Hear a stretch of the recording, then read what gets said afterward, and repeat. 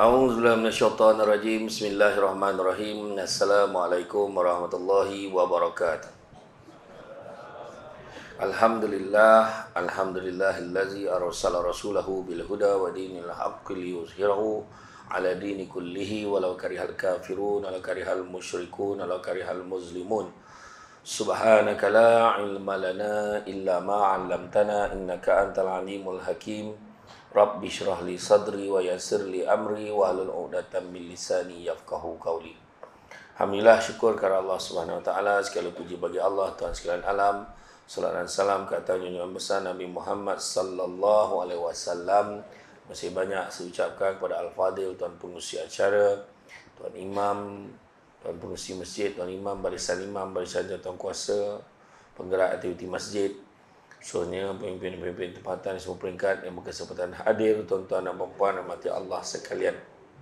Alhamdulillah, pada malam ini Allah izinkan kita untuk bersama-sama di dalam majlis ilmu yang mana Nabi sebut barang siapa yang mengikuti jalan-jalan ke majlis ilmu, maka Allah akan anugerahkan kepadanya jalan-jalan ke syurga. Amin. Mudah-mudahan.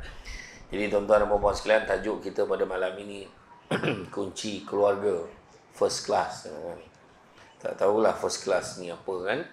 First class ni kebiasaannya orang kaitkan first class, business class. Yang kalau naik kapal terbang ni kategori yang bagus-bagus lah kan. First class ni lagi bagus daripada business class kan? Dan kalau kita nak ambil degree pun, first class degree itu lagi bagus daripada second class degree. Jadi makna first class ni makna kita anggapkan sebagai apa yang disebut sebagai yang terbaik. Jadi nak wujudkan yang terbaik ni tak ada. Terus tak ada cara lain. Tak ada cara lain melainkan tiga perkara.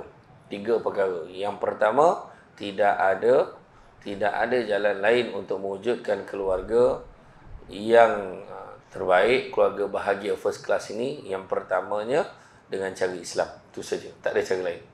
Sebutlah macam mana pun, mestilah cara ikut syariat Islam. Itu pertama. Yang kedua, tidak ada pasangan yang mengenali pasangannya, melainkan itu adalah proses berterusan. Itu kedua, poin yang kedua. Maknanya, itu sebabnya kalau selepas 20 tahun, 30 tahun pun kita boleh dengar orang lelaki cakap, aku tak faham betul dengan bini aku. Orang perempuan pun masih boleh sebut lagi, apa nak jantan ni pun aku tak tahulah, dia kata. Laki aku ni apa lagi dia nak? Masak ni dah, ada je benda tak puas hati, contoh. Itu yang kedua. Dan yang ketiga, tidak ada pasangan yang suka dirinya dibanding-bandingkan dengan orang lain. Basic lah. Basic tiga perkara yang selalu saya sharekan dekat dalam ceramah saya lah. Tapi yang pertama tu ikut syariat Islam. Sebab apa juga? Islam ni adalah ad-din, the way of life, cara hidup. Itu sebabnya bila sebutkan tentang cara hidup, makna semua dah ada dalam Islam. Komplit, syumul, menyeluruh. Semua ada. Daripada lahir sampai mati. Semua termasuklah dalam bab perkahwinan. Termasuklah dalam bab-bab kita bermuamalat. Termasuklah bab kita dalam bermasyarakat. Dalam bab perundangan dan sebagainya. Semuanya lengkap dalam Islam. Tinggal lagi nak buat ke tak nak buat, itu tuan-tuan. Kan? Contohnya, kalau orang tanya, macam mana nak kaya? Macam mana kita nak murah rezeki? Macam mana? Dah ada formula Islam. Formula ekonomi Islam yang paling baik sekali adalah ZAKAT, zakat. Kalau semua orang keluar zakat, tak ada masalah. Orang yang miskin mesti boleh dibantu. Masalahnya, orang Islam sendiri mempertikaikan zakat. Kan? Kadang-kadang ada orang Islam sendiri tak nak keluarkan zakat. Walaupun hanya 2.5% sahaja. 2.5% sahaja. Bukannya 25%. 2.5% sahaja daripada harta kekayaan kita dikeluarkan untuk zakat. Itu pun kita pertikaikan.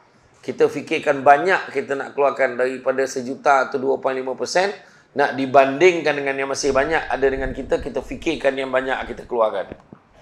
Itu masalah kita. Yang banyak kita dapat, kita tak nak fikir. Macam itulah. Kan? Bukan orang sini lah, orang tempat lain.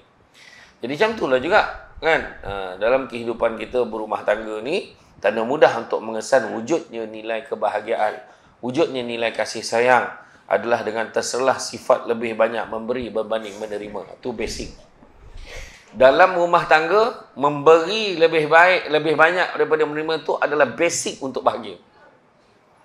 Berlumba-lumba memberi. Sebagai suami berlumba memberi kat isteri, isteri berlumba-lumba memberi kat suami, anak berlumba-lumba memberi dekat mak ayah berlumba-lumba memberi kat anak-anak. InsyaAllah. Settle. Saling memberi. Itu sebab tabung banyak malam ni. Kan? Banyak. Bernombor-nombor tabung tu sini. Kan? Sebab apa? Lagi banyak tabung, lagi banyak basic nak bahagia. Lagi banyak bagi. Suami nak bagi. Suami nak bagi tu. Suami nak bagi ni. Suami. Yang isteri pula nak masak apa ni? Abang suka lauk apa ni? Abang jangan balik lambat tau. Hari ni ada lauk istimewa. Lauk apa?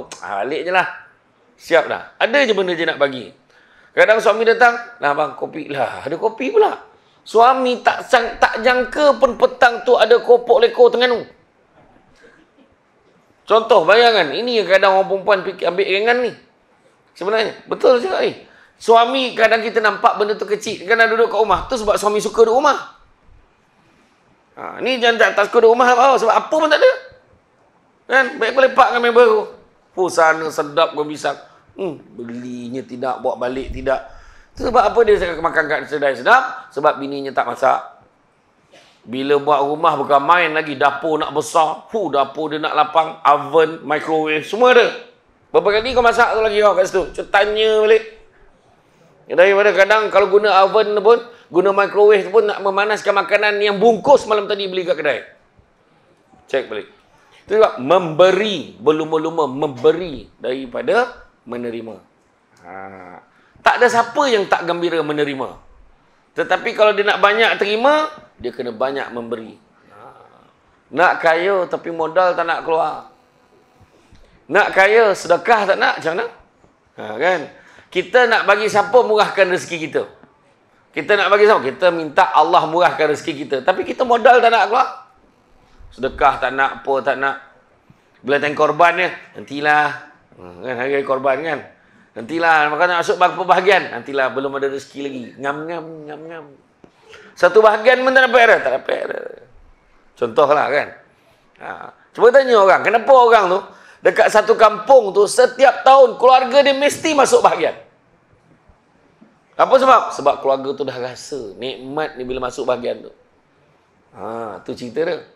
Siapa yang rasa duit yang tak cukup, cuba cek balik. Bila last kau sedekah kat dalam tabung masjid ni? Cuba cek balik. Kan? Banyak betul masalah kat rumah aku ni. Bila last kau sedekah bagi kat bini tu? Contoh kan? Kita dapat duit upah lah. Contoh duit upah tolong kawan-kawan. Buat wiring sikit kan. Dapatlah RM70. RM70 tu balik. Ambil tangan isteri. Ambil RM70 ni abang buat wiring tadi. Kau tengok macam ni happy orang perempuan. Walaupun tu last kali dalam tempoh 30 tahun perkahwinan. Kau bayangkan dia punya happy lepas tu. Wah, macam tu. Ni cakap betul. Kawan-kawan, kadang-kadang ada suami ni perangai dia. Dengan kawan-kawan dia boleh belanja makan. Satu kedai dia boleh belanja. Tapi bini dia satu kali pun tak pernah. Tolong ni, orang yang tak kenal semua belanja. Tapi saudara mara tak pernah belanja. Kadang-kadang. Kan? Bukan orang sini. Saya tahu orang sini semua diajak ni. Tempat lain. Zimbabwe dan Burkina Faso. Kan? Macam tu juga orang perempuan. Kan? Jadi tahu suami ni Zam, apa dia perbuatan memberi? Perbuatan memberi tak semestinya bagi barang. Orang perempuan. Tak semestinya bagi barang. Tapi apa dia? Belayan pada suami. Tu dia. Sian abang. Abang penat abang terus tarik kaki dia. Zrap, buh minyak. Tonyo. Tengok. Kaki. Kan, kat ujung kaki tu. Ni syurga saya ni. Suami isteri tu cakap. Nampak? Iya, bila kau biarkan kaki suami kau tu, kau biarkan suami kau tu, kau jangan main-main. Sampai satu tahap, akan ada orang lain yang menghargai kakinya itu. Ini cakap betul. Contoh. Contoh. Betul. Kan? Contoh macam tu lah. Ataupun masak. Benda simple je. Kan? Ataupun tiba-tiba lah petang tu ada kerang rebus. Ya Allahu Akbar. Sekarang jangan beli kerang lambak yang dekat pasar raya tu. Macam ngunyah getah. Kan? Iya benda. Kadang-kadang kita fikir benda yang susah-susah. Kan? Yang lelaki ni nak simple lah. Kadang buat bang air bujang aja bang. Air bujang, nampak? Bagi cawan, bang, minum bang. Ya Allah, contoh tahu je abang dah lama tak minum kopi O. Cik. Ni air kosong je saja ya nak lakukan. Bismillahirrahmanirrahim. Bahagia suami tu. Ya. Suami balik sayang. Ni ada apa tu bang? Ni kebetulan abang nampak lawa pula brooch tu. Kan saya pakai tudung yang apa tu kan. Ni brooch ni tak tahulah kalau tak cantik. Mana boleh tak cantik. Dah abang beli tu cantik lah tu bang. Makasih tau bang. Abang jangan belilah tau. Jangan beli lagi dah kau brooch ni. Nampak pula dah banyak sangat lah. Kan? Sesusah abang aja. Tapi dia hargai. Contohlah. Ya. Hakim Hiram radhiyallahu anhu meriwayatkan Nabi Muhammad SAW bersabda, tangan di atas lebih baik daripada tangan di bawah, maka mulailah untuk orang menjadi tanggunganmu, dan sedekah paling baik adalah daripada orang yang sudah cukup untuk keperluan dirinya, maka sesiapa berusaha memelihara dirinya, Allah SWT akan memeliharanya, dan siapa berusaha mencukupkan dirinya, maka Allah akan mencukupkannya. Hadis riwayat Bukhari. Maknanya dalam ayat tu, mulailah untuk orang yang menjadi tanggunganmu. Tangan memberi lebih baik daripada menerima. Mulakan dengan tanggunganmu. Siapa tanggungan kita? Isteri, anak-anak. Kan? Dan sedekah paling baik adalah daripada orang yang sudah cukup untuk keperluan dirinya. Tu sebabnya orang perempuan jangan pertikaikan. Baru-baru ni ada satu kes mahkamah. Orang perempuan tu filekan ke mahkamah. Ada satu pasangan suami isteri ni, bapa mentuanya cakap dengan anak perempuannya. Memang dia ni masalah kalau duduk serumah, tuan-tuan dan puan-puan. Bila mak bapak ni duduk di satu rumah, dia membetulkan anak ni bila menegur. Ingat, bila anak kita dah kahwin, dia ada sistem dia sendiri. Kita hanya jadi penasihat saja mak ayah ni. Bila ayah ditegur oleh anak, atuknya marah. Kau jangan marah cucu aku tu. Biarlah dia macam tu. Apa masalah kau? Akhirnya benda ni berlanjutan. Suami ni makan hati. Dan sampai satu tahap, seorang bapa bagi tahu pada anak perempuannya, sebelum ayah mati, ayah nak sangat tengok kau bercerai dengan suami kau. Bapa mentua yang buat macam ni, dia sama subahat tak masuk syurga, tuan-tuan. Ingat tu. Lepas tu, dia buatlah tuntutan fasah bagi mahkamah. Suami saya bagi saya duit belanja tidak mencukupi, tak bertanggungjawab, dia kata. Suami saya bagi saya duit RM100, RM200 saja sebulan. Mana cukup? Dia kata. Sebab-sebab tutup fasah. Yang kedua, selalu keluar malam balik pagi. Dia tutup macam itulah. Bayangkan. Sampai di mahkamah, menangis suami ni. Suami ni cuba mempertahankan rumah tangga. Dia kata dia cuba sabar. Setelah 10-11 tahun berkahwin, dia kata. Dia cakap apa? Pertama, 100 betul saya bagi 100, betul saya bagi 200. Tapi setiap kali kalau dia nak beli barang dapur, saya bagi. Kalau tak, saya yang beli barang dapur. Cerita. Duit kereta saya tak nak sebut jenama dia. Sebab jenama tu tak taja camah kita malam ni. Duit keretanya RM700 sebulan pun bayar. RM700 kereta tu nama isterinya. Tolak gaji suami. Suami pergi kerja naik motosikal. Tapi sanggup tolak gaji untuk kereta isteri. Bayangkan.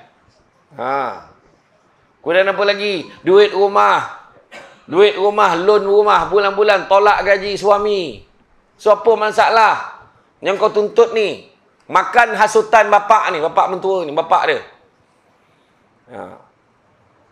Suami menanggung. Bayangan suami setiap tahun, tuan-tuan, 5 tahun berturut-turut berhari raya sorang-sorang ke rumah sebab tak nak balik kampung, tak nak orang tanya dia mana isteri, mana anak-anak kau. Setiap kali ajak, jom kita beraya rumah abang nak, kampung abang nak. Langsung bawa anak-anak semua pergi rumah bapak mentua, balik kampung sana. Setiap kali balik, suami ni mengadulah. Suami ni balik, bawa sayur, bawa ni siang ikan. Aku tak tahulah kalau ada suami kat situ macam ni. Kat sini. Saya sendiri pun tak buat, tuan-tuan. Makan je. Bawa balik, dia kata kalau tak siang kan nanti isteri dia susah nak masak. Dia dah siap siang ikan tu. Daging tu dah siap potong-potong kat rumah. Allah baik je. Tapi dah isterinya merasakan tu tak mencukupi. Dah hari-hari ada syaitanir rajim tu menghasut kat kepala dia. Kan? Kau bercerai. Akhirnya dia filekan juga. Bayangkan suami yang menangis bila isteri itu file kan, sedangkan suami ni. Dan suami ni tuan-tuan dan puan-puan sekalian, punyalah nak mempertingkatkan taraf hidup ni, sambung belajar. Buat degree, sambung naik degree, nak buat master. 3 tahun cuti dengan gaji. Dengan gaji dia jalan. Sampai grad, saya kata, macam mana? Isteri kata apa? Sama belajar. Tahu pun tidak isteri ni. Bayangkan tuan-tuan. Banyak kes berlaku. Tu sebab sekarang ni, dalam kes dia tu memberi. Saya cakap dia sabar. Ada rezeki lain Allah Ta'ala bagi. Tu dia. Tentang apa jadi pada nasib dia, tunggu dalam ceramah yang akan datang. Saya akan share. Maknanya kena panggil lagi lah tu. Kena panggil lagi. Kan? Iya tuan-tuan. Saya tengok macam-macam. Bukan semua benda yang kita tengok tu kan. Banyak benda-benda pelik. Hari-hari menghadap benda-benda macam tu. Ada yang isteri kena pukul. Hari-hari kena pukul. Suami dia siap cakap tu. Aku ni tak semayang, elok je kaya banyak duit. Engkau semayang tonton hari-hari. Miskin, hidup susah. Dia sepak bini dia semayang. Ada tuan-tuan. Kan? Tu sebabnya, ni dalam ni, kita tengok. Berusaha memelihara dirinya, maka Allah akan memeliharanya dan berusaha mencukupkan dirinya. Allah Ta'ala akan cukupkan untuk dia. Maka tu sebabnya kasih sayang sesama manusia tidak akan lahir melainkan terisi nilai keimanan kepada Allah kerana ia berjalan seiring. Siapa yang akrab dengan Allah Subhanahu Wa Ta'ala, maka dia akan intim dengan manusia. Kerana maksud berkasih sayang adalah individu boleh memberi dan menunaikan hak. Bukannya bersikap sekadar mahu menuntut hak. Ingat tu. Menuntut hak. Saya nak tu. Saya nak ni. Saya sepatutnya dapat ni. Saya sepatutnya dapat ni. Tapi ada isteri yang tak dapat tapi bahagia. Duduk susah. Rumah kecil. Abang, saya faham. Abang tak mampu. Tapi saya selalu doa mudah-mudahan murah rezeki. Suami ni menitis air mata tengok isteri dia sanggup bersusah kerana dia. Dia bekerja rajin-rajin. Isteri doa. Suami kerja rajin-rajin. Dan akhirnya bila rumah tu siap. Dia kata, sayang, abang nak bawa sayang. Tengok hari ni ada hadiah yang penting untuk sayang ni. Apa dia? Tutup mata. Tutup mata. Cik. Rupa-rupanya dia bagi rumah baru. Walaupun rumah tak sebesar mana. Ini rumah kita sendiri sayang. Cik. Dapat kunci. Dia pun bagilah kunci. Wah, nampak? Rumah kecil je. 60 kali 18. Tak adalah panjang sangat. Tapi 2 tingkat. 3 bilik. Bila dapat tu dia akan bersyukur. Syukur Allah bagi lagi. Yakin dengan surah Ibrahim ayat 7. La in syakartum la azidannakum wa la in kafartum inna azabi lasyadid. Kan Nabi tahu. Bersyukur Allah Ta'ala lipat kali gandakan. Dia bukan macam kita manusia. Manusia ni kau tolong aku bagi. Kau tak tolong aku tak bagi. Itu kita. Tapi Allah lain. Allah bagi kita. Kalau syukur Allah lipat gandakan lagi. Takkan kita tak percaya. Maka lagi kita bagi. Sebab syukur tu salah satu tanda syukur adalah kita memberi. Itu juga tanda syukur. Kita ingat orang susah. Kita masukkan duit dekat dalam tabung tu. Sebab kita ingat ada orang memerlukan. Itu sebenarnya. Kita bukan hanya menuntut hak, tapi kita memberikan, menunaikan hak. Kadang suami ni nampak, isteri nampak suami kan, abang, nah ambil ni RM50 lah. Kenapa? Kesian abang. Apa pula? Saya tahu abang tak ada duit kan, saya dah tinjau dah wallet abang malam tadi, duit tak ada. Sebenarnya bini tu tinjau dengan harapan bolehlah ambil dan selai 2. Tengok suami selai pun tak ada. Lah, kesiannya abang. Lepas tu ada pula satu kertas terlipat dekat kad ATM dia tu. Baki setakat ni. Dia dah tulis kat situ. RM18.30. Sedangkan tu memang suami dia saja letak. Supaya dia tahu, dia target-target bini dia tinjau ni. RM18.30. Kesiannya suami aku ni bang. Ni ambil RM50. Lah, apa pula? Kesian abang pun tak ada. Abang jangan bang. Abang ambil abang buat duit minyak motor abang. Tak apalah saya. Abang. Kalau abang sayang saya ke tak? Wah, itu yang mahal tu. Abang sayang saya tak? Kalau abang sayang abang kena ambil. Isilah minyak motor abang. Ni kalau isi minyak motor melempah ni. Abang bawa dah belanja balance tu. Isi minyak motor. Nampak? Dan suami dah sebut dalam kepala, ini dengan tahap isteri aku boleh bagi aku kena bagi sesuatu untuk isteri aku. Berlumba memberi. Nampak? Ya. Dalam melayari bahtera rumah tangga, tidak cukup sekadar menyediakan nafkah seperti menjaga makan minum atau menyediakan keperluan bersifat material. Rumah tangga mestilah berada dalam suasana rahmah, iaitu berkasih sayang. Suami isteri saling menjaga hak, barulah hak dan rumah tangga akan dipenuhi. Berkasih sayang. Tingkatkan, naikkan semangat berkasih sayang tu. Pakai lawa-lawa dalam rumah. Ini macam mana kembang kat luar, macam tu juga kembang dalam rumah. Macam mana? Kan? Pakai telekung 24 jam. Tengoklah, kan? Apa yang suami kita suka? Tanya, abang suka sepakai apa? Kalau suami kata, abang memang suka tengok kau pakai telekung. Tak apa, pakai telekung. Kan? Pakai. Dan suami pun sama. Yang suami kadang kat rumah gemar pakai kain plekat semata-mata. Baju tak pakai, protection tak ada. Kain plekat semata-mata. Berangin, dia kata. Senang. Iya. Suami isteri ni, suasana tu berkasih sayang. Panggil tu pun panggilan manja. Tengok isteri Nabi panggil Nabi macam mana. Nabi panggil isteri Nabi macam mana. Ya Humairah, wahai pipi kemerah-merahan. Kita pun macam tu lah.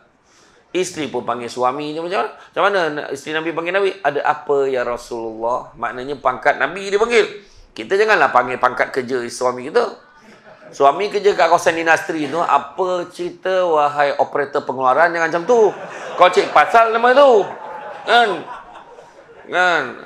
Tak adalah. Maknanya janganlah sebut jawatan dia. Sebut ada jawatan dia dekat rumah. Boleh. Ada apa wahai suamiku? Steady. Macam ada sahabat saya, Ustaz Haji Nur Azami alias. Dia ni bekas Timbalan Mufti Negeri Sembilan, sekarang ni imam besar dekat Masjid Besi kat Putrajaya. Dia panggil isteri, dia tak panggil. Along, saya datang malam ni, saya bawa pemaisuri saya. Pemaisuri itu mana isteri dia? Ada apa wahai pemaisuri hati abang? Hoi, cuba kita try malam ni. Jom. Assalamualaikum wahai pemaisuri hatiku. Nak mampui habah kan itu. Kan? Dia mula telefon anak-anak. Kau balik semua, balik. Ayah kau dah nampak tanda dah, baik kau balik. Itu masalah perempuan ni. Bila suami berubah, kau cakap buang tabiat. Bukan buang tabiat, buang tabiat lama, nak ganti tabiat yang baru. Tu sebenarnya. Ya? Patut kena support lah. Bila suami nak pergi kerja, hantar sampai pintu. Ini tak. Abang nak pergi kerja ni, pergilah. Kau sibuk dengan Candy Crush kau. Kan? Pergilah hantar suami. Tak pun tolong. Ni saya tolong angkatkan abang. Abang, minumlah sikit. Bawa sampai depan pintu. Abang minum. Kau bayang aku buat gaya tu pun kau dah bayang dah kemesraan tu. Itu belum betul-betul buat. Cuba buat. Abang tak nak minum kan? Tak nak buat air sampai bila.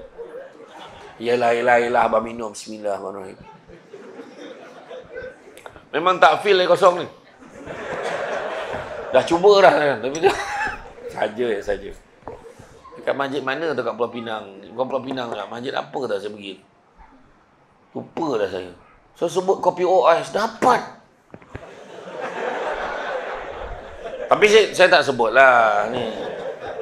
Contoh je kan? Jadi makna kata, kalau kita tengok, maknanya memberi tu, sekali lagi, memberi ni adalah poin yang paling besar sekali kan?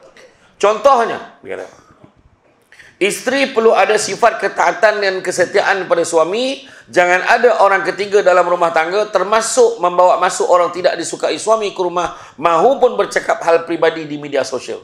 Jangan. Media sosial hati-hati, kena kontrol.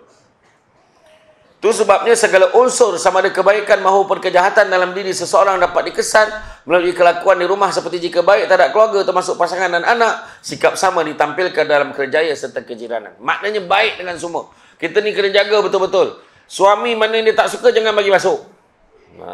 Nampak? Orang perempuan minta izin. Seperti mana kalau kita tengok dalam khutbah terakhir Nabi kata apa? Seperti mana apabila telah telah menyempurnakan hak kamu, maka kamu jangan sekali-kali membenarkan orang-orang yang tidak suami kamu sukai masuk ke dalam rumah kamu. Maknanya orang nak masuk rumah pun minta izin, kita nak keluar rumah pun minta izin orang perempuan. Ya. Ini tidak. Suami keluar ya, gang. Line clear. Kau datang weh, bawa segala katalog yang ada. Datang. Kan? Jangan. Jangan.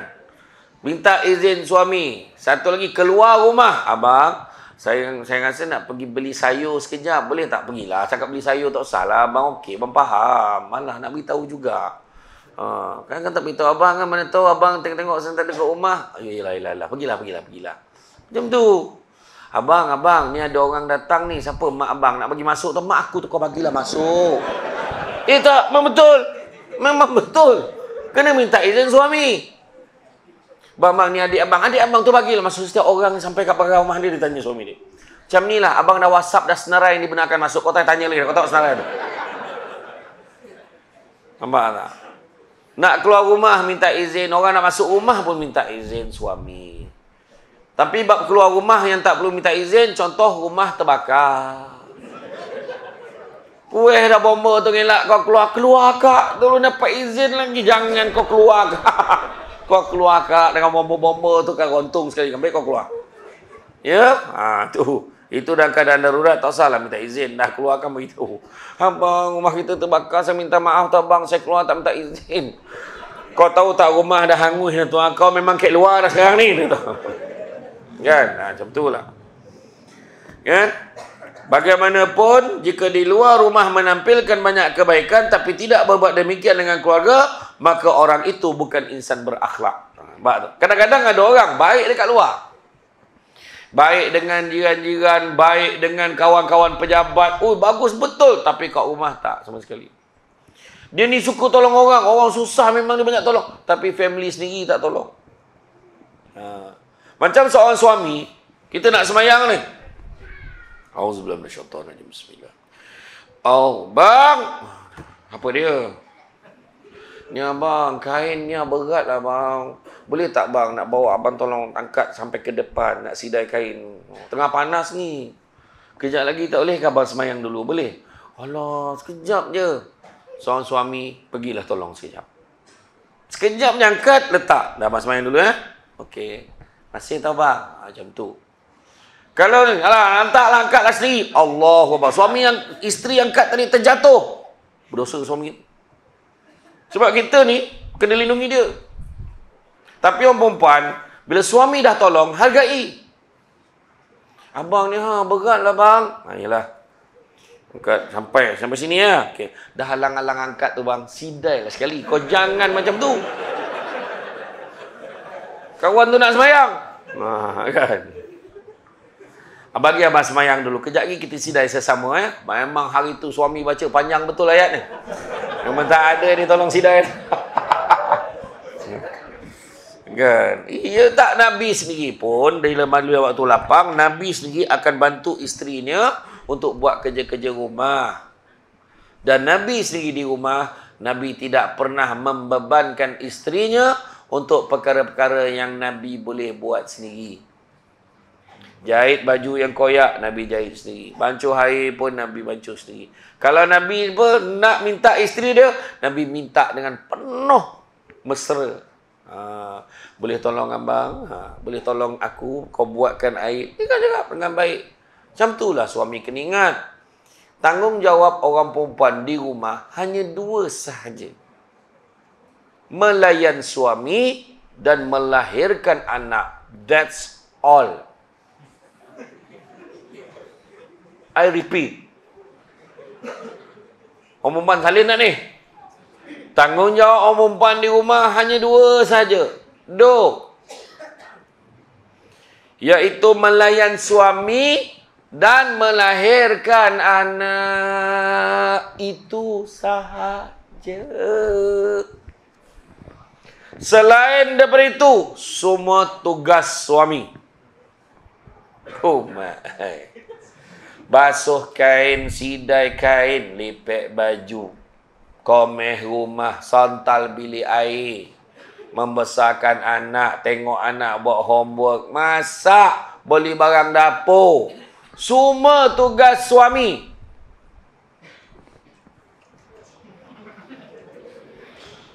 Yang paling tak puas hati yang sana kat dinding. Dia banyak fikir, pahal pula. Balik kau perempuan ni. Bang, perasan tak yang sudah buat cerita tadi yang pasal tu? Tanggungjawab perempuan tu. Apa bang? Dua je kan? Apa dia? Abang time tu yang bantal lelap tu tak perasan dengan Tetapi kebanyakan wanita sebagai suri rumah, dia dengan penuh rela hati menanggung tugas suami. Buat kerja-kerja ini untuk suami. Dan orang perempuan buat lebih baik daripada suami, maka orang lelaki kena hargai perempuan ni. Tu sebab orang lelaki salah. Ini kan kerja kau. Kau buatlah. Wah, akunya gaya macam Samsul Yusof dah sekarang. Dia punya gaya lah dah tu. Kan? Tak, dia punya gaya tu kan. Itu kan kerja kau, bukan kerja aku. Bukan. Salah. Kalau kita sedar, ya Allah, ini kerja aku sebenarnya, tapi isteri aku buat. Maka kita cakap ke isteri kita, terima kasihlah isteri abang. Abang sendiri pun tak boleh buat macam ni. Terima kasihlah kemas rumah ni. Terima kasih ya Allah, lipat kain semalam berterabur, hari ni dah bersih. Sampai pukul 3 pagi tau. Dah lah kerja banyak. Okeylah, malam ni kita makan kat luar. Ya ke bang? Orang perempuan dia dengar makan luar tu seronok. Wahal suami dah bentang tikar luar rumah. Suami lo yang buruk tahap gaban tu salah. Abang ni kau setakat kat luar tu tak ya? Yalah, jom kita makan. Kita makan dekat Sungai Dua. Char kway teow telok basuh. Tak tahu siapa basuh pun tak tahu. Saya semenjak tengok char kway teow telok dibasuh tu, saya pergi kedai mamak tu, saya try lah. Mamak, ni telur basuh tak? Sudah. Pagi tadi sudah mandi 2 kali. Lah. Naik goli pula. Salah faham pula mamak ni. Payah betul lah kan tuan-tuan. Tak boleh tuan-tuan. Bahasa tu kat sini je boleh pakai. Kat sana tak boleh. Dia salah faham lah tuan-tuan. Dia salah faham. Jadi akhlak baik maknanya bukan hanya dekat luar rumah. Dalam rumah pun dia baik. Kan? Kalau dalam rumah baik, dekat luar tak berapa baik tu jarang jumpa lah. Jarang. Mungkin adalah 1-2. Tapi ramai orang kat luar, dia kawan-kawan, dia tak berkira, dia tolong sana, tolong sini. Tapi kat rumah berkira semua. Kan? Sanggup berhabis kadang-kadang untuk orang lain. Akhlak baik umpama pohon berakar dan berbuah dengan akar bagi akhlak ialah akidah, manakala pohonnya adalah ibadah. Maka apabila suami melakukan kesalahan dengan mudah akan meminta maaf sekaligus petanda wujud kelembutan melahirkan kasih sayang. Suami jangan ego. Buat salah, minta maaf. Orang lelaki memang saya yakin. Saya tengok muka orang lelaki dalam masjid ni memang sangat lembut lah saya tengok. Dia mudah minta maaf. Tetapi orang lelaki ni satu je perangai dia. Dia kalau dah minta maaf, itu dah. Jangan panjang-panjangkan lagi. Aku dah minta maaf. Cukup. Itu orang lelaki. Faham perempuan? Dia tak suka panjang-panjang cerita. Abang minta maaf. Walaupun bukan salah dia, abang minta maaf. Atas apa yang abang lakukan. Okey? Orang perempuan. Tapi orang perempuan, dia minta maaf. Saya minta maaf tu abang. Tapi abang tahu kan kenapa saya buat ni. Dia nak explain juga lagi tu. Mustahak pada dia. Tu kita dengar je lah. Dengarlah orang perempuan ni. Kan? Kemudian antara tanda keluarga hidup dengan pengisian akhlak adalah wujudnya ulfah, yakni kelembutan dalam diri. Kelembutan dalam diri. Kita berlemah lembut. Kita bertolak ansur. Rasulullah SAW bersabda, sesungguhnya jika Allah menghendaki kebaikan bagi sebuah keluarga, maka Allah akan memasukkan kelembutan kepada mereka. Hadis riwayat Ahmad. Berlemah lembut, bukannya semua keadaan kita nak keras. Anak tak semayang, kita tak marah. Kan? Benda-benda lain pula kita marah. Kan? Contohnya lah. Jika wujud kelompongan dan kekosongan dalam rumah tangga, suami isteri perlu melihat semula bagaimana ibadah kepada Allah, seperti apakah solat sudah dilaksanakan dengan baik dan sempurna. Jika didapati tiada masalah dalam ibadah, cuba nilai pula aspek akidah. Apakah ada persoalan akidah berhubung iman maupun keyakinan yang belum selesai dalam rumah tangga. Kita cek balik. Antara menyebabkan konflik rumah tangga yang terdapat diselesaikan adalah dibelenggu dengan sindrom penafian. Ada yang mengelak daripada masalah dengan menyifatkan hubungan rumah tangga dalam keadaan baik dan terkawal, sedangkan apa yang terjadi cuma hal perkara-perkara yang banyak yang masalah tu dianggap sebagai remeh, sedangkan masalah itu ada. Itu sebabnya tuan-tuan dan puan-puan sekalian, rumah tangga ni merupakan satu bentuk organisasi. Itu sebab kalau kita kata institusi keluarga, apa maksud institusi? Struktur mekanisme yang menjalinkan kerjasama antara fungsi di antara ahli-ahli organisasi. Kalau saya ulang balik, belum tentu sama bunyinya. Saya ulang balik. Institusi keluarga maksudnya struktur mekanisme yang menjalinkan kerjasama di antara fungsi di antara ahli-ahli organisasi. Maknanya, setiap ahli dalam organisasi keluarga itu kena function, barulah namanya institusi keluarga. Kalau ada yang tak function, dia tak nama institusi keluarga, dia nama keluarga saja. Jadi semua kena mainkan peranan. 5 kunci untuk bahagia dalam keluarga. Pertama, kunci rumah. Kedua, kunci pejabat. Yang ketiga, kunci kereta. Keempat, kunci syurga. Dan yang kelima, kunci spare. Okey. Yang pertama, kunci rumah. Sistemkan keluarga kita mengikut sistem kekeluargaan Islam. Bangun pagi, kejut suami subuh. Kita salat subuh berjemaah. Abang, bangunlah subuh. Abang, kalau macam itulah cara mengejut, kemungkinan besar dua-dua tak subuh. Suami akan respon, kau ni mengejut ke mengajak? Katakanlah. Mengajak apa? Budak-budak diam, jangan fikir panjang. Budak-budak ramai pula ni kan. Jadi kejut. Suami saya payahlah ustaz. Kejut tak nak bangun. Kaedah tu perbetulkan. Abang, bangun. Api, mana api? Api neraka. Api neraka kau bagi aku suspend betul lah. Dah payah sangat bangunnya. Ambil wuduk. Bila suami ambil wuduk, kadang-kadang suami ni bangun, subuh ni, janganlah main kumuh-kumuh ambil wuduk tu nak jadi imam aja. Kan? Jangan ni kan tak segar dengan lemau. Allah.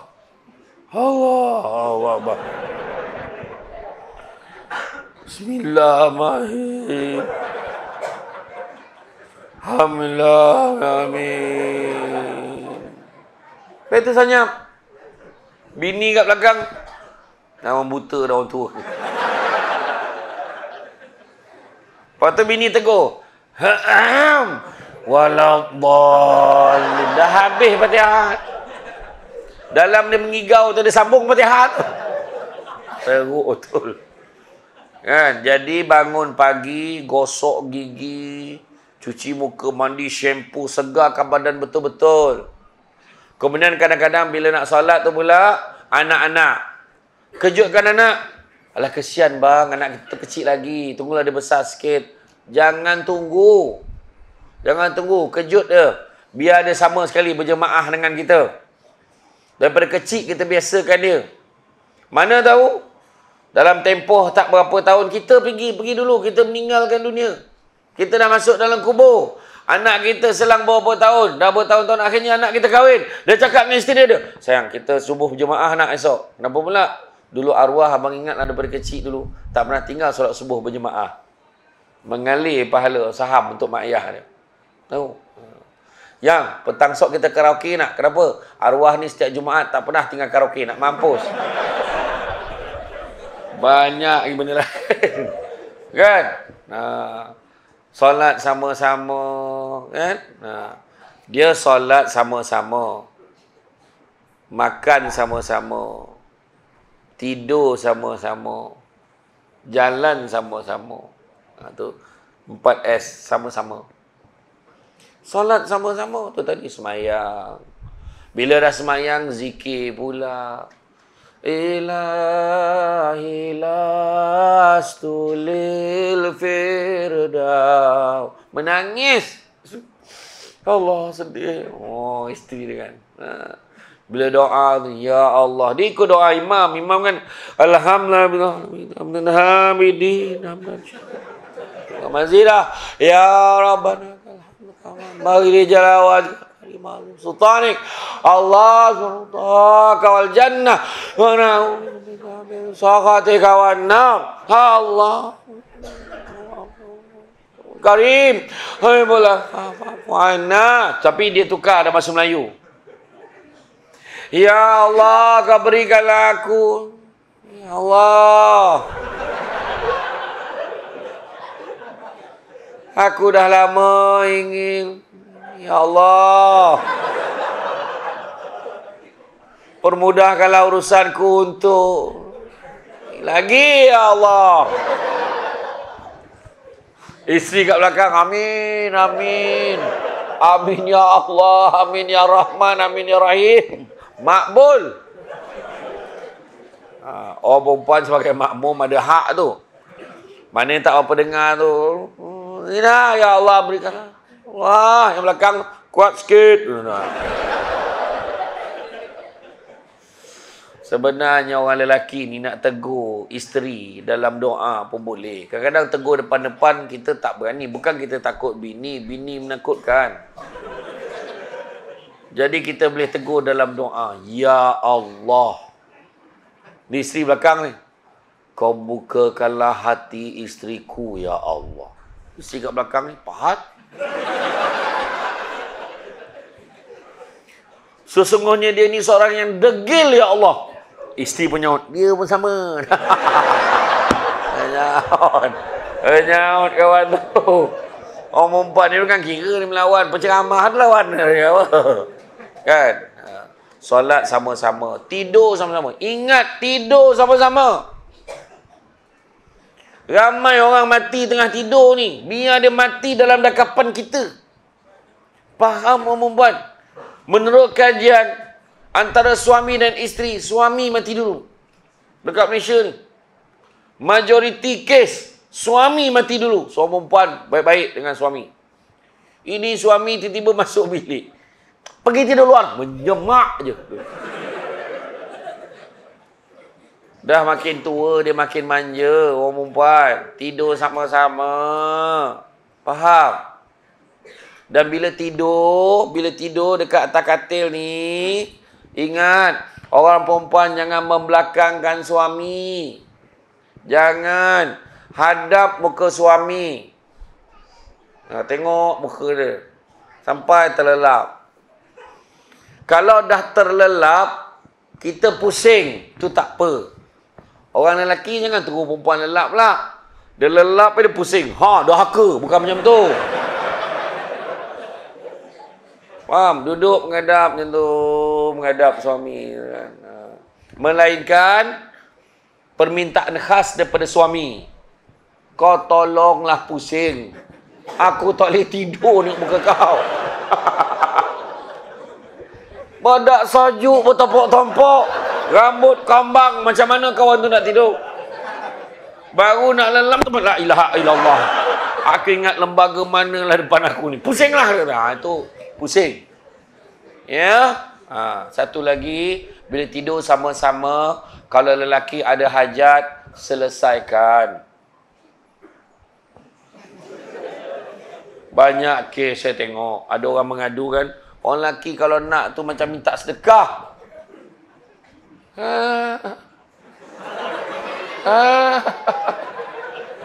Tolong. Iya, tengok ramai gelak tu betul tu. Orang perempuan pula rasa suka hati aku lah. Jangan orang perempuan. Betul. Kadang lelaki tu siap buat permohonan tu. Ada dengan segala hormatnya. Saya merujuk kepada perkara tersebut di atas. Saya memohon agar proses program bersamamu pada malam ini Dilangsungkan mulai jam 9 atau sebelum pukul 12 malam. Besarlah harapannya sekiranya pihak tuan dapat memberikan kelulusan segera untuk permohonan ini. Jika tidak, kita bimbang akan berlaku masalah di masa-masa akan datang. Jawapan segera pihak puan sangat dihargai. Yang benar, suamimu. Kau tahu dia minat apa di situ? Akan dipertimbangkan. Kau ajar lah, kau ajar. Jawablah, lulus. Macam tu.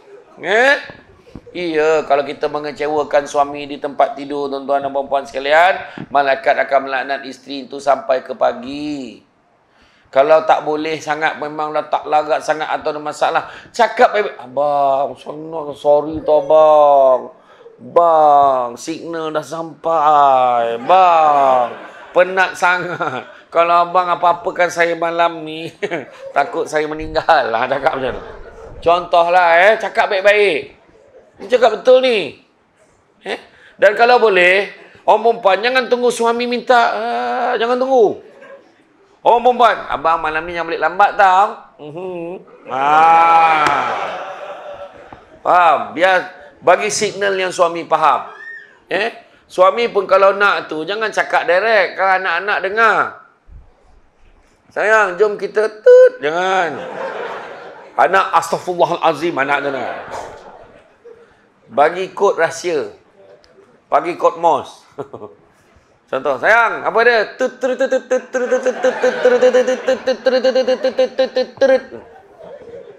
Bini pun jawab, terut. Okey. Macam tu lah. Tidur sama-sama.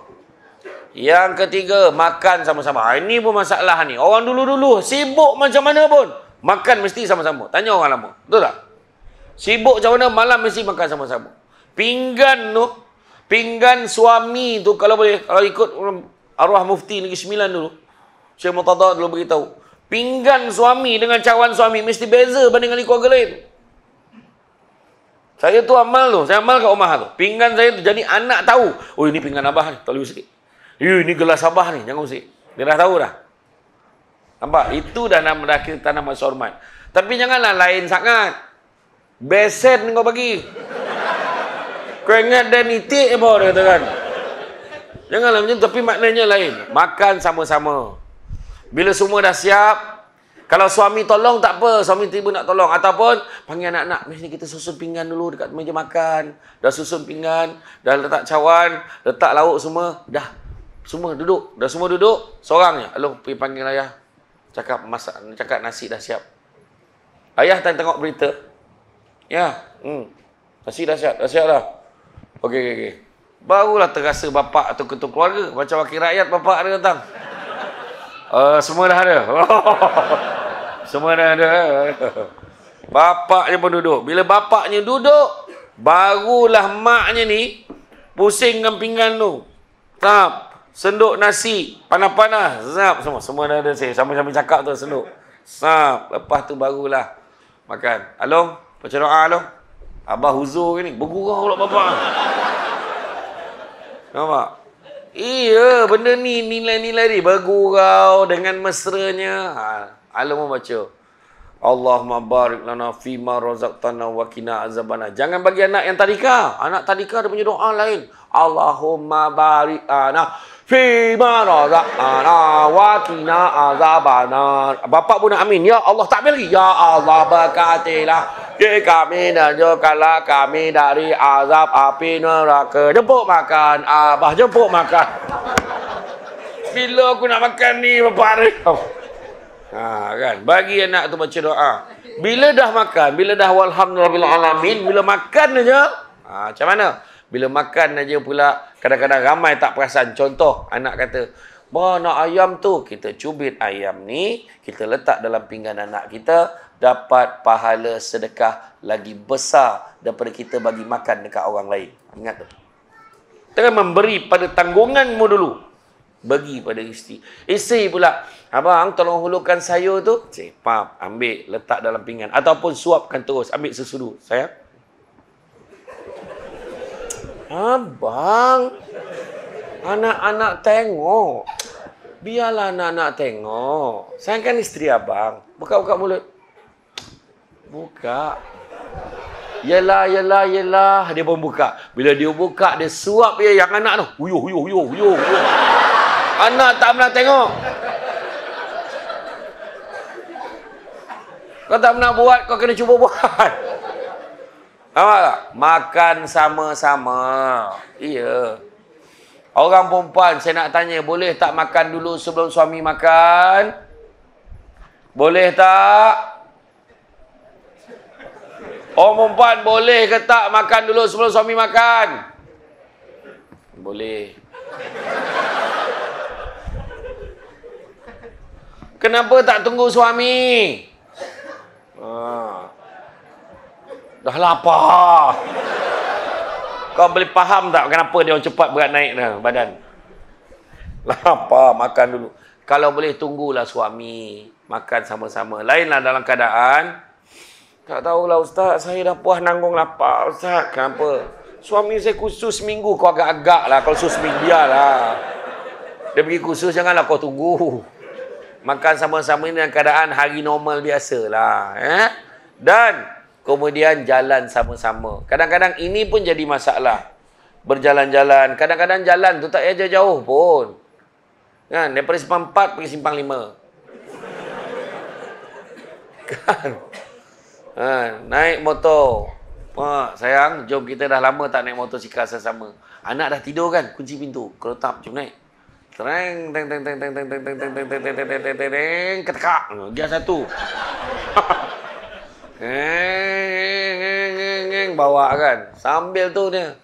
Jika engkau minta intan permata, tak mungkin ku mampu. Sambil nyanyi tu. Kata tap. Tayak bocor. Dah sampai kat pekan, tayak bocor. Ada mula dia mangan, kau lah ni borek benar badan kau ni. Menolak. Turun. Menolaklah kawan tu ikut. Mula pakai helmet. Tuntang. Sudah ni kawan tu dah buka helmet. Dah tengah malam. Lepas tu dah sampai satu simpang, dah sampai dekat rumah, dah buka tudung dah. Dah kombang dah rambut tu. Ikut suami tolak atas depan ni. Tak. Kedai memang tutup. Jiran sebelah rumah tu nampak tinjau ke tingkap. Tutup tingkap. Besok tu jiran cakap, malam tadi aku nampak kau tolak motor. Betul. Tayar bocor. Kau jaga-jaga. Kenapa? Aku tengok ada lembaga ikut kau malam tadi. Tu bukan lembaga, tu bini aku. Kawan. Kan? Tu dia. Lain kali cek angin dulu. Tu dia. Ya. Yang pertama, sistemkan ikut sistem Islam. Solat. Kan? Mungkin kita buat. Okey, besok hari Senin. Siapa nak puasa sunat dengan Abah? Siapa yang nampak puasa sunat dengan Abah, kita buka puasa sesama. Yang lain tak boleh. Sebab yang lain tak puasa. Wah. Tengoklah. Nampak? Bagi galakkan. Berpuasa. Kan? Sekarang ni orang perempuan dah boleh lah tu puasa. Kan? Puasa ganti. Dah bulan 1, tak lama lagi dah nak puasa balik. Ya Allah, kejapnya masa. Kan? Okey. Yang pertama, sistemkan ikut sistem Islam. Pertama. Yang kedua, saya kata kunci pejabat. Apa masuk kunci pejabat? Masuk kunci pejabat. Carilah rezeki yang halal. Nabi pernah sebut, anak-anak Adam, kalau diberikan 2 lembah emas, nescaya dia akan minta lembah yang ketiga. Tak pernah cukup. Tapi Nabi juga sebut, carilah rezeki yang halal, kerana sesungguhnya yang halal itu cukup buat kamu. Cari rezeki yang halal. Dan Nabi juga sebut, manusia yang paling kaya adalah manusia yang merasa cukup dengan apa yang dia ada. Itu sebab kalau mak ayah ni, dia mendidik anaknya dengan baik, dia rasa cukup je. Rumah ni tak payahlah mewah sangat, tapi dia cukup. Alhamdulillah. Akhirnya bila anak dah besar, dah berjaya, dididik dengan baik, anak-anak setiap bulan bank in duit, bagi duit belanja, bagi itu, bagi ini. Akhirnya, itulah kekayaan yang sebenar. Nampak tak? Bukannya duit banyak, mesti berjuta-juta. Tapi cukup tu mustahak. Boleh nak pergi minum, boleh nak pergi tengok kuliah, pergi join kuliah duha. Mak kita boleh berjalan, pergi ke sana kemari. Nampak tak? Contohnya lah. Ini adalah antara yang kita kena kejar. Jangan sibuk mengejar kaya, tapi kejarlah bahagia, kerana satu hari nanti kita akan sedar bukan semua perkara boleh dinilai dengan harganya. Ada orang bila dia kerja kaya ni, masalahnya apa? Sikit rasa tak cukup, banyak rasa tak puas. Umpama meminum selautan air, tetapi tidak pernah hilang dahaganya. Biarlah kita sikit tapi cukup, banyak boleh kongsi. Faham orang perempuan? Sikit cukup, banyak boleh kongsi. Orang perempuan, faham tak? Saya tanya orang perempuan, faham ke tidak? Tak, dia ada beza faham dengan setuju. Saya tanya dulu, faham ke tak faham? Setuju tak? Tak, itu masalah tu.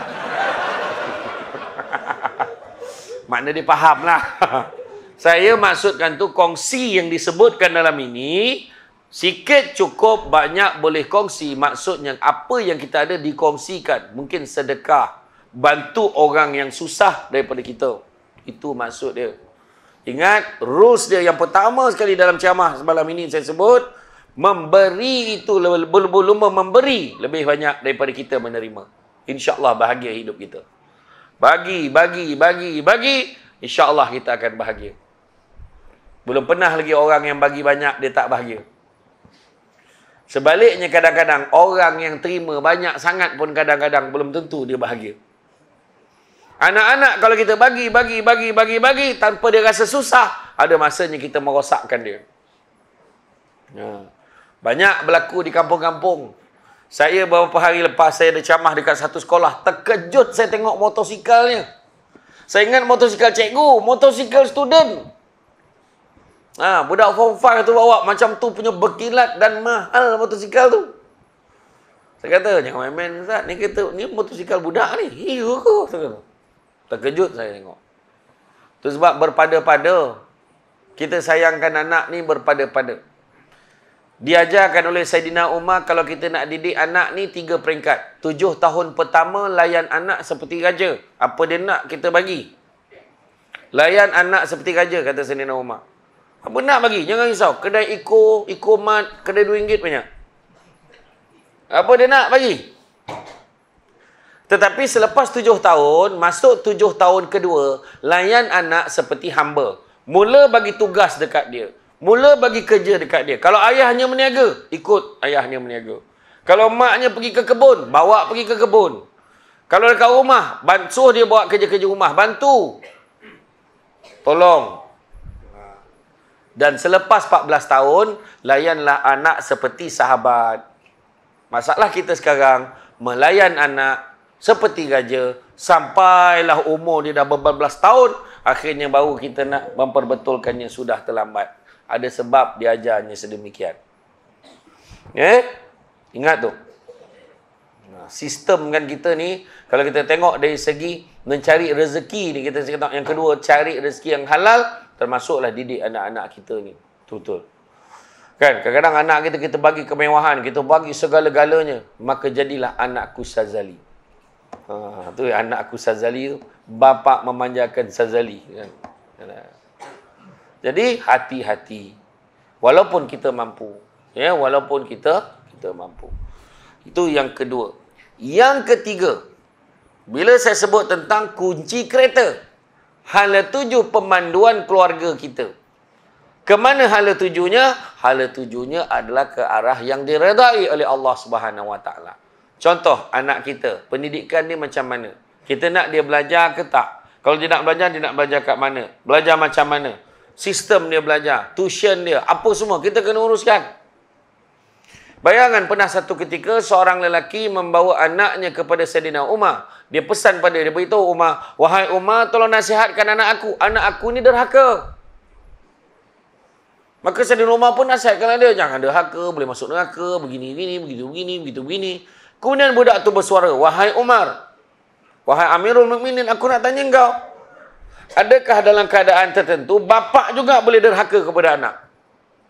Maka jawab Saidina Umar, ada ketiga keadaan bapa itu derhaka kepada anak. Apa keadaannya? Yang pertama, kegagalan seorang bapa memberi nama yang baik untuk anak-anak. Bapa itu seorang bapa yang derhaka. Bagi nama yang elok-elok. Kan? Syamsul. Matahari, jangan.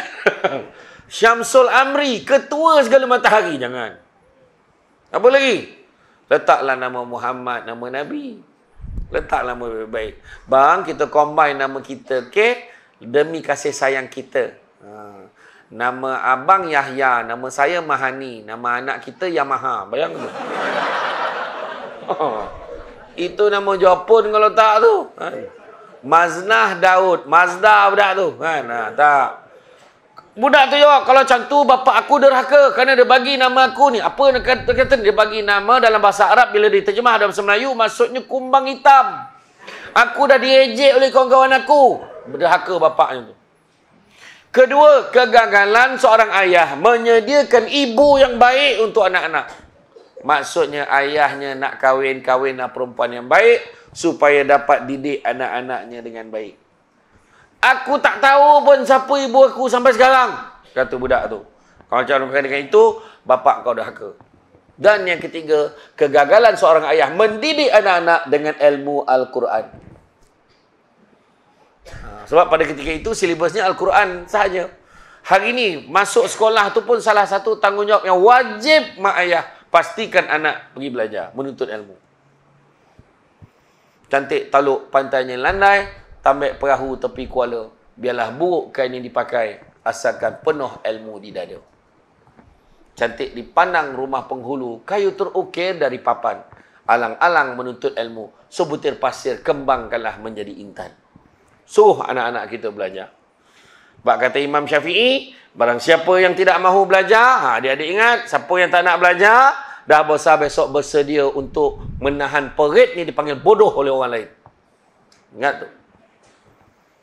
Ada satu kata-kata pujangga, kekayaan yang paling besar adalah akal.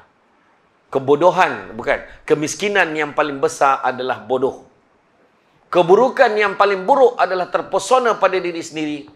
Dan semulia-mulia perbuatan adalah akhlak yang baik. Saya ulang balik. Kekayaan yang paling besar adalah akal. Kemiskinan yang paling besar adalah bodoh. Keburukan yang paling buruk adalah terpesona pada diri sendiri, syok sendiri. Dan semulia-mulia perbuatan adalah akhlak yang baik. Ingat tu. Jadi belajar.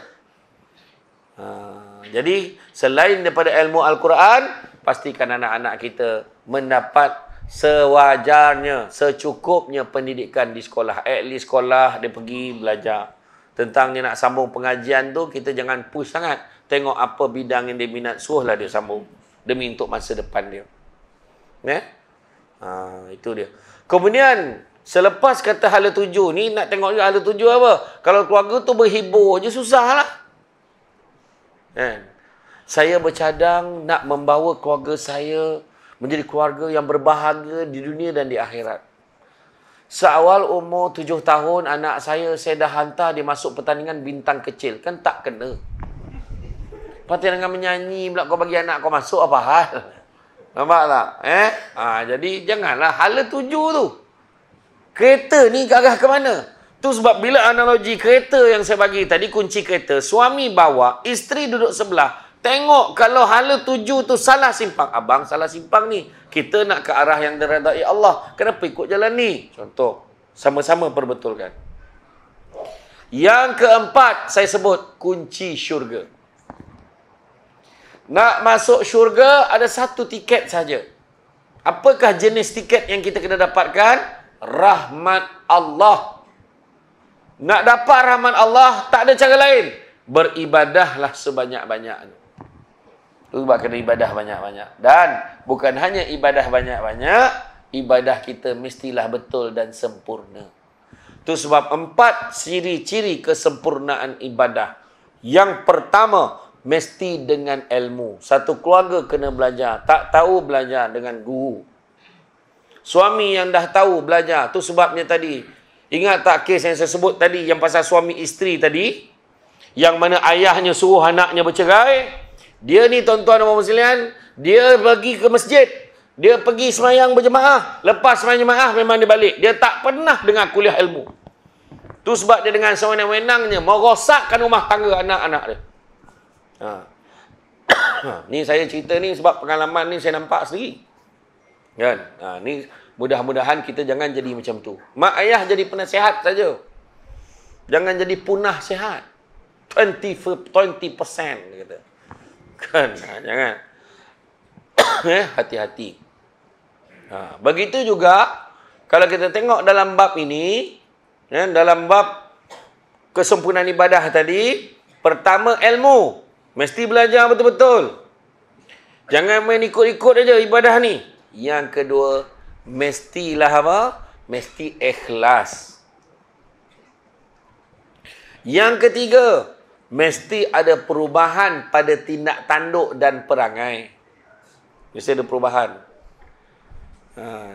Ini semayang nombor ekor laju juga. Semayang mengumpat laju aja. Kan? Hati-hati. Yang keempatnya, mestilah dimulakan dengan niat. Innama a'malu bin niat. Kan? Setiap satu amal perbuatan itu bermula dengan niat. Saya boleh huraikan tu. Maknanya untuk huraian kesempurnaan ibadah tu dalam satu lagi ceramah. Makna dah 3 ceramah kena panggil ni. Okey? Okey. Itu yang kunci yang keempat. Saya dah bagi tadi kunci rumah, kunci pejabat, kunci kereta, kunci syurga. Dan yang kelima, saya sebutkan sebagai kunci spare. Apa maksud kunci spare? Suami ada kunci, isteri ada kunci, anak pun ada kunci. Kunci spare masing-masing. Maka sila mainkan peranan masing-masing. Suami kena main peranan sebagai ketua keluarga. Isteri kena main peranan sebagai orang yang mewakili suami di dalam rumah tangga. Kalau suami keluar bekerja, isteri take charge. Isteri yang akan kontrol dekat dalam rumah. Pastikan anak tu ikut sistem. Pastikan anak itu patuh pada ayah dia. Apa pesanan ayah dia tu sekali diingatkan. Nampak tak? Tu sebabnya jangan pula kadang-kadang berlaku yang masalah tu kadang-kadang dalam rumah tangga. Bila ayah marah anak, mak backing. Awak jangan nak lebih-lebih lah macam awak tu baik sangat. Kesian budak ni. Jangan. Kalau betul nak berbetulkan apa yang suami marah, tolong jaga air muka suami. Dah sudah sekarang baru beritahu, abang ni marah anak macam ya je. Abang tu pun sama ni. Abang bukan apa nak didik anak. Iyalah. Abang tahu tak anak tu kenapa jadi macam tu? Sebab ikut abang lah. Cuba abang dulu tunjuk teladan yang baik. InsyaAllah anak kita tu boleh ikut. Abang suruh anak semayang. Abang period dia menjang. Akan dah kena. Nampak tak? Jadi makna kata teladan itu yang mustahaknya. Kan? Itu sebabnya kalau kita tengok seorang ahli falsafah tu dia kata dia nak mengubah satu dunia. Waktu dia kecil, dia kata waktu aku kecil aku ingin mengubah seluruh dunia. Tapi bila aku dewasa baru aku perasan besar betul dunia ni. Biarlah aku ubah negara aku. Akhirnya bila aku tua baru aku sedar yang negara ni pun besar juga.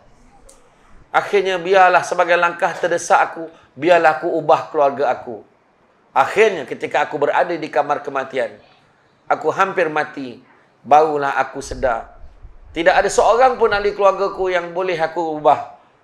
Dan aku sedar buat pertama kalinya, alangkah baiknya kalau aku dapat mengubah diri aku sendiri terlebih dahulu. Kerana dengan mengubah diri aku sendiri, mungkin aku boleh menjadi contoh yang baik, dapat mempengaruhi ahli keluarga menjadi baik. Keluarga yang baik dapat mengubah masyarakat menjadi baik. Masyarakat yang baik dapat mengubah negeri, negara. Dan tak mustahil dapat mengubah seluruh dunia bermula dengan diri sendiri. Itu sebabnya tuan-tuan dan puan-puan sekalian, bukan boleh kita ni bertindak sendirian. Hidup kita ni kita tak boleh hidup seorang-seorang. Macam saya pesan tadi, jangan sibuk nak kerja kaya. Kenapa saya tak bagi kerja kaya tuan-tuan? Sebab kaya ini tak pernah selesai. Tak ada dia punya garisan penentu kaya itu berapa baru kaya. Pada setengah orang, 10,000 tu dah cukup kaya. Ada setengah orang 1,000 tu, alhamdulillah 1,000. Dengan tahap hidup dia duduk dekat kawasan yang semua serba-serbi dah ada. Dia duduk dekat rumah tu, barang-barang kawasan tu pun murah, 1,000 tu dah cukup mewah dah pada dia. Tapi pada orang-orang tertentu, 10 juta pun dia rasa susah lagi. Itu sebabnya, jangan kejar kaya, tapi kejarlah bahagia. Kerana sesungguhnya satu hari nanti kita akan sedar, Bukan semua perkara boleh dinilai dengan harganya. Dalam keluarga, kalau nak jalan laju, jalan seseorang. Tapi kalau nak berjalan jauh, berjalanlah bersama-sama. Pegang pimpin keluarga kita, insya-Allah keluarga kita boleh pergi jauh. Tapi kalau kita biarkan berterabur semua laju, tapi huru-hara dalam keluarga pun buat apa? Itu sebab pentingnya penyatuan kasih sayang dalam keluarga, jaga keluarga kita baik-baik. Nak dalam ibarat rumah tangga ni, silaturahim rumah tangga ni semua, kalau boleh orang lelaki pun kena faham menarik rambut di dalam tepung. Tepung apa? Tepung tak berterabur, rambut pun tak putus. Itu sebabnya hati-hati dalam apa juga yang kita nak buat. Orang perempuan ibarat tulang yang bengkok. Kata ulama terdahulu. Perempuan ibarat tulang yang bengkok, lelaki ibarat tulang yang lurus. Sampai bila pun lelaki takkan mampu meluruskan kebengkokan perempuan itu. Kau kena ikut abang, kau kena ikut macam ni. Percaya cakap saya, tak semua dia boleh ikut. Tetapi orang lelaki kena mengorbankan dirinya dan menyesuaikan diri dengan kebengkokan wanita itu. Kitalah yang membengkok kerana dia. Tak usahlah kita membangga diri. Kita kena berani, beras kita beli. Tak usahlah. Tak usah. Bukan satu kebanggaan pun untuk membeli beras itu. Tapi sebenarnya itu tanggungjawab kita. Itu sebenarnya tuan-tuan dan puan-puan dirahmati Allah sekalian. Ingat, berlumba untuk memberi lebih daripada kita menerima. InsyaAllah kita akan berbahagia di dunia dan di akhirat. Jadi rasa cukuplah sekadar itu. Saya faham signal-signal tu. Kalau beralih-alih tempat duduk, kejap lurus, kejap menunjuk, kejap tak, kan? Jadi insya-Allah lepas ni nak solat isyak. Jadi apa pun saya ucapkan terima kasih. Kan bab kata orang sepandai-pandai tupai melompat akhirnya jatuh ke tanah jua, walaupun perkongsian sudah tamat, mudah-mudahan meresap ke dalam jiwa. Budak-budak membawa galah nak menjolok buah berangan. Kalau ada silap dan salah, dikata tidak, dicaci jangan. Tenang-tenang air di laut, sampan kelok mudik ke Tanjung, hati terkenang mulut menyebut, jasa baik pihak masjid menjemput, rasa nak junjung. Jadi tuan-tuan dan puan-puan sekalian, terima kasih banyak sedikit makluman di luar sana. Kat mana katnya? Belah mana? Belakang. Di belakang sana ada satu meja ajaib. Atas meja tu ada barang, bukan untuk diambil tapi untuk dibeli. Jangan mencapai je bawa balik tau. Iaitu susu kambing Al-Amr. Susu kambing campur kurma, campur madu yang diizinkan. Faham perempuan? Susu kambing, campur kurma, campur madu diizinkan, maknanya madu lebah lah. Bukan madu yang berdiri tu. Ya. Kemudian dia tak ada bau sebab dia tak pakai kambing simpang 4. Tak, dia tak pakai kambing Malaysia. Dia pakai kambing daripada Holland, Belanda. Baik untuk orang yang GERD, gastrik, pedih luar hati. Baik untuk orang sakit lutut, sakit tumit, pijak sakit tangan kebas-kebas.